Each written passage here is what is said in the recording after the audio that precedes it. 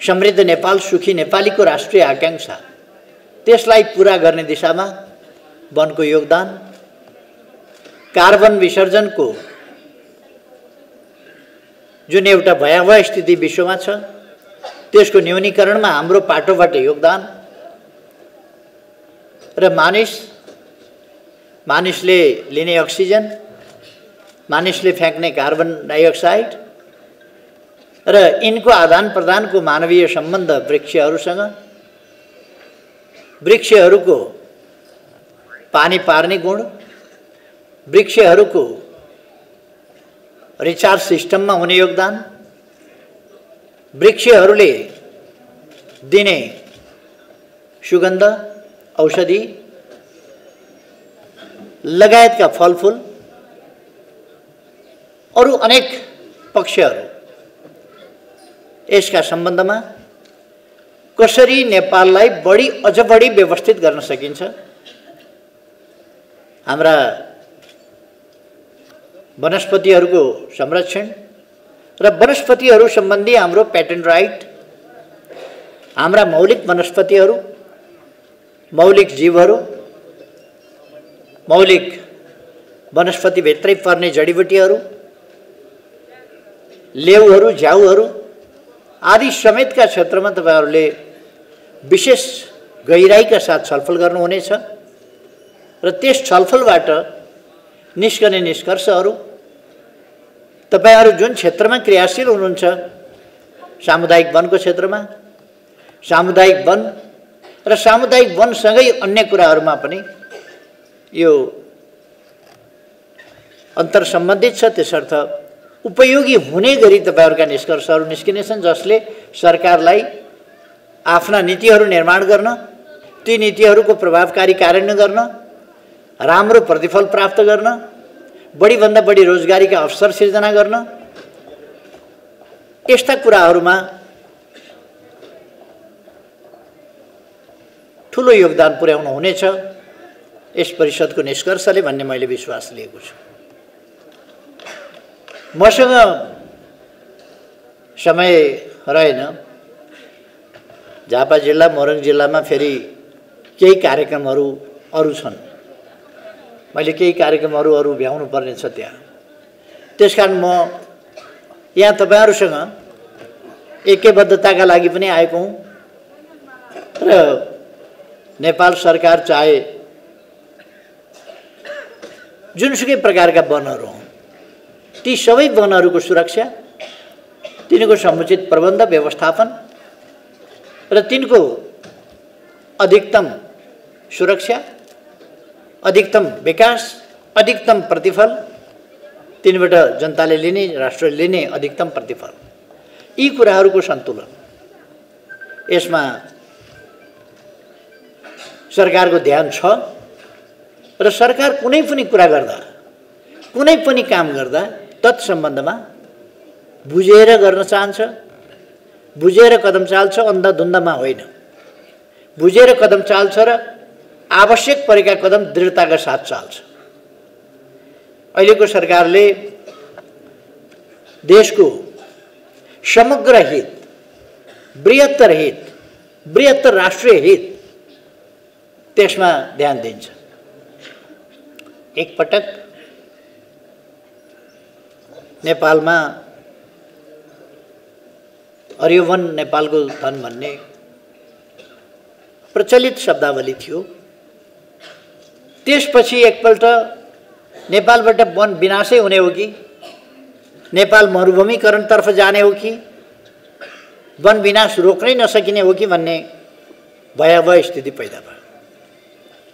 तर त्यस भयावह स्थितिलाई बचाउने कुरामा सामुदायिक वन उपभोक्ता समितिहरूको, सामुदायिक वनहरूको माध्यमबाट, तिनका उपभोक्ता समितिहरूको माध्यमबाट, स्थानीय जनताको सहभागिताबाट र अघि भन्नुभए जस्तै आफ्ना छोराछोरीलाई जस्तै माया गरेर बोट बिरुवालाई हुर्काउने, त्यस कुरामा तपाईहरुको जुन योगदान रहेको छ त्यसले समग्र वन क्षेत्रको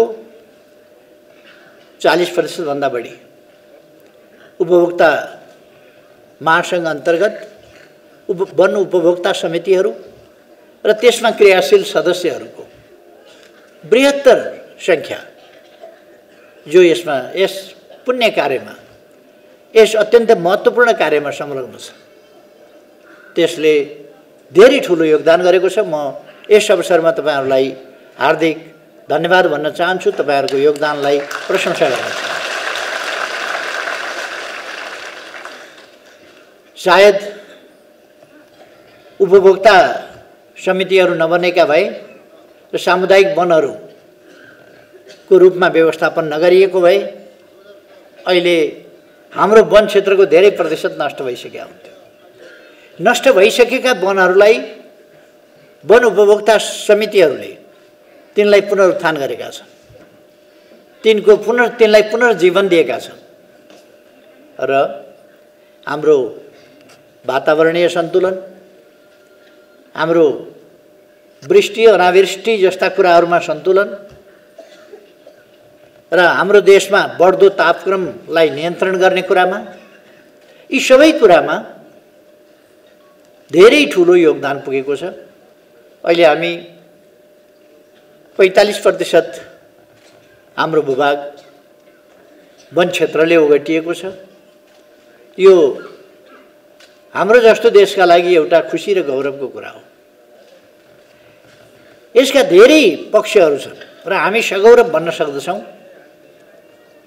60% भन्दा बढी 62% हाम्रो भूभाग वातावरणीय कार्यमा, वातावरणीय सन्तुलनको कार्यमा, इकोसिस्टमलाई कायम राख्ने कुरामा, वातावरणलाई अनुकूल बनाउने कुरामा समर्पित छ। हिमाली क्षेत्र र वन क्षेत्र 45% वन क्षेत्र र लगभग 17% हिमाली क्षेत्र गरेर 62% क्षेत्र, सिङ्गो भूभागको 62% क्षेत्र वातावरणीय प्रयोजनका लागि समर्पित छ, जसको योगदान हाम्रो देशको लागि मात्रै होइन, हाम्रो क्षेत्रका लागि, हाम्रो यस भूभागका लागि, नेपाल मात्रै होइन, नेपालभन्दा बाहिरसम्मका लागि, त्यो मात्रै होइन, एउटा अन्तर्राष्ट्रिय सन्दर्भमा पनि हाम्रो योगदान महत्त्वपूर्ण छ। यस सन्दर्भमा तपाईहरुको योगदानको कारणले कार्बन ट्रेडिङ जस्तो कुरा या अरू विभिन्न पक्षहरूमा नेपाल राम्रो स्थितिमा छ दुनियाँका धेरै देशहरूमध्ये। कतिपय देशहरूमा भूभाग धेरै छ, जनसङ्ख्या तुलनात्मक रूपमा कम छ। हाम्रो एसियाकै कम्बोडिया जस्ता देशहरू, लाओस जस्ता देशहरू, लाओसमा भूभागको तुलनामा जनसङ्ख्या धेरै कम छ। त्यसकारण वन क्षेत्र धेरै हुनु ठुलो कुरो हुँदैन। त्यहाँ त्यो वन क्षेत्र आबाद गर्न जनसङ्ख्या पुगिराखेको छैन। त्यहाँ उनीहरू कृषिको क्षेत्रलाई अझ राम्रो बनाउनका लागि, अझ उर्वर बनाउनका लागि, अझ कृषि वृद्धि गर्नका लागि बाहिरबाट पनि उद्यमी व्यवसायीहरू मगाइराखेका छ। तर हाम्रो ठाउँमा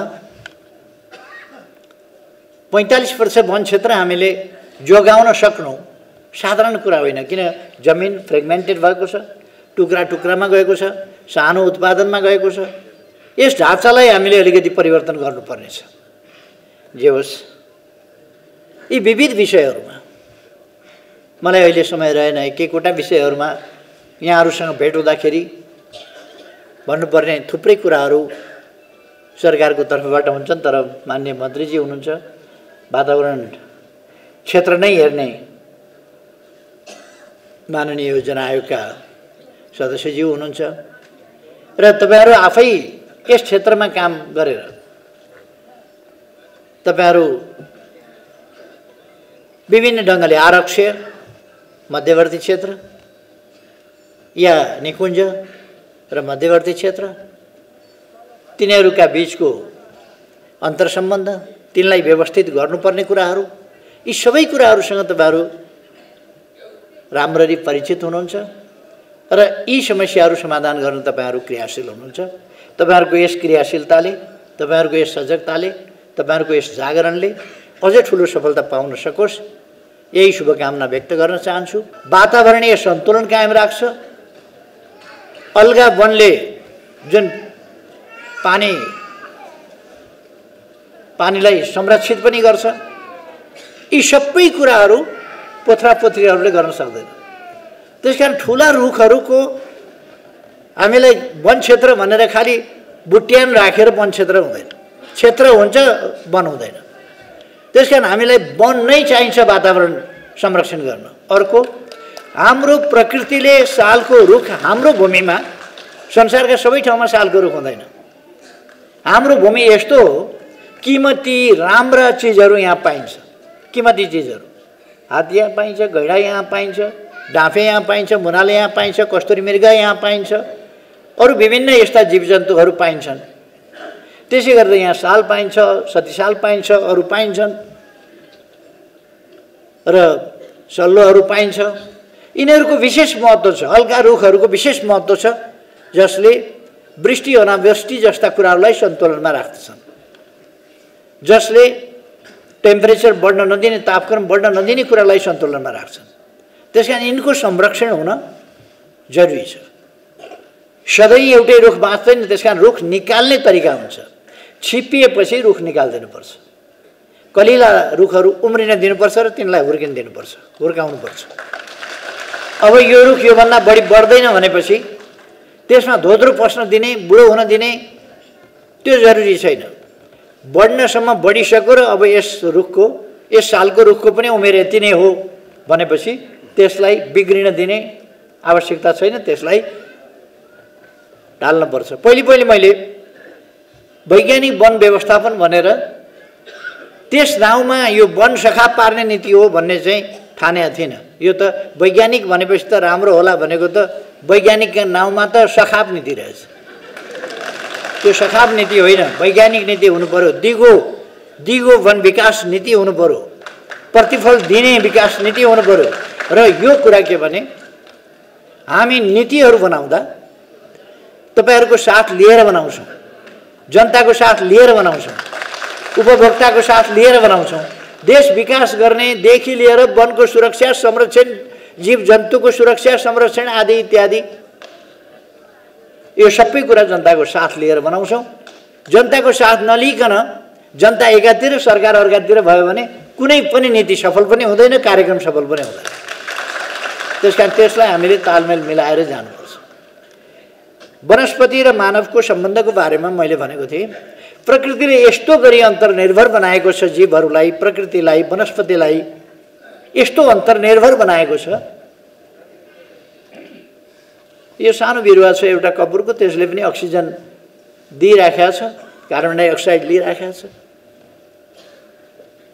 त्यसर्थ हामी बोट बिरुवासँग काम गर्ने मान्छेहरू अक्सर स्वस्थ हुन्छ र उसको फोक्सो मजबुत हुन्छ। फोक्सो मजबुत हुनुको अर्थ मुटु मजबुत हुन्छ। फोक्सोले अक्सिजन मुटुलाई दिइरहन्छ, मुटु मजबुत हुन्छ। मुटु मजबुत हुन्छको अर्थ त्यसले दिमागलाई रगत र अक्सिजन, रगत मार्फत अक्सिजन पर्याप्त दिइरहेको हुन्छ र मस्तिष्कमा अक्सिजन पर्याप्त पुगेको छ भने मस्तिष्क तगडा हुन्छ।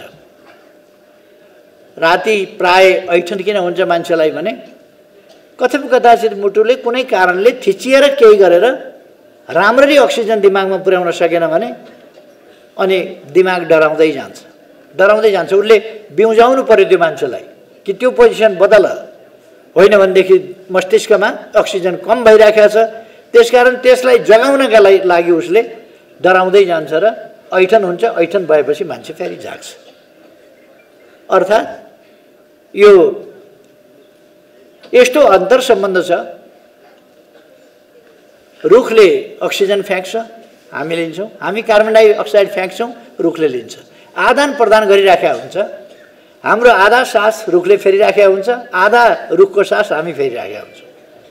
कार्बन डाइअक्साइड हामी दिइराखेका हुन्छौँ उसलाई, अक्सिजन उसले हामीलाई दिइराखेका हुन्छ। यता र उता सास साटासाट गरिराखेका हुन्छौँ। हाम्रो सम्बन्ध त्यति साह्रो छ। र सासको साटासाट भनेको चाहिँ यस्तो चिज हो, 3 मिनट सास साट्न पाइएन वनस्पतिसँग भने, अथवा 3 मिनट अक्सिजन लिन पाइएन भने मान्छेको मस्तिष्क मरिसक्छ। मस्तिष्क मरेपछि ब्रेन डेथ, सबभन्दा छिटो हुने डेथ नै त्यही हो, ब्रेन डेथ। मान्छे मरिसक्छ, बढीमा 3 मिनट, नत्र 2 मिनटमा मान्छे सिद्धिन्छ। त्यसकारण हाम्रो सम्बन्ध वनस्पतिसँग बढीमा 2 मिनट, त्यो पनि मरिसक्छ। लगभग 1 मिनटभन्दा बढी छुट्टी नै नहुने सम्बन्ध छ। त्यस्तो तपाईँको छोराछोरी घरमा छोडेर आउनुभएको होला, बेलुका गए पनि एकछिन छुट्टिएर केही भइहाल्दैन। तपाईँको श्रीमान छोडेर आउनुभएको होला, तपाईँको श्रीमती छोडेर आउनुभएको होला घरमा, भरे बेलुका जाँदासम्म केही बिग्रिँदैन। तर रुख बिरुवासँगको हाम्रो सम्बन्ध एकछिन छुट्यो भने गयो जिन्दगी।